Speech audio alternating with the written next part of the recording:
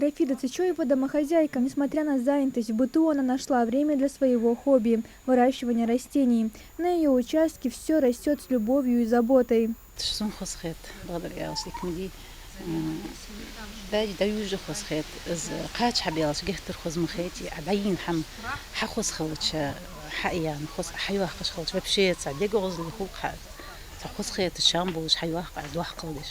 Свое подворное хозяйство Рафида развивает уже 3 года.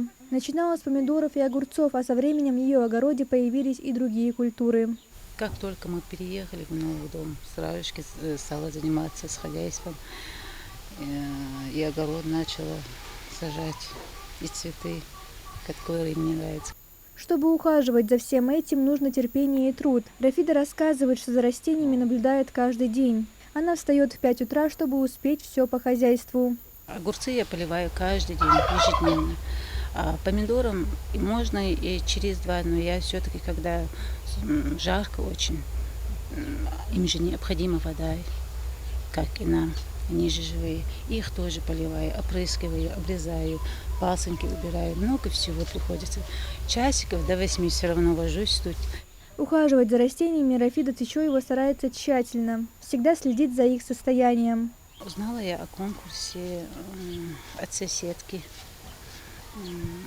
Она мне сказала, говорит, приходит: у тебя же такой красивый огород, почему бы и нет? Думаю, может, и с мужем обсудила, может, сдать мне документы. Не знаю, если у тебя получится, если у тебя есть желание. Мне самой интересно стало. Может, я пройду, может, нет, авось мне повезет. Была бы земля побольше, конечно, было бы еще лучше. Победа в конкурсе, по словам Рафиды, поможет ей развить свое хозяйство. Обрабатываю их, когда появляются там нежелательные насекомые, гости, конечно. Для большинства случаев бывает у помидоров, у огурцов. Конкурс проводится по инициативе главы республики Махмуда Али Калиматова уже 5-й год подряд. Его цель – мотивировать людей к занятию подсобным хозяйством и развивать сельское хозяйство. Итоги будут подведены осенью, а пока представители Минсельхоза выезжают на участки, чтобы определить лучших. Мария Амбата, Султан Магушков, Магаз 24.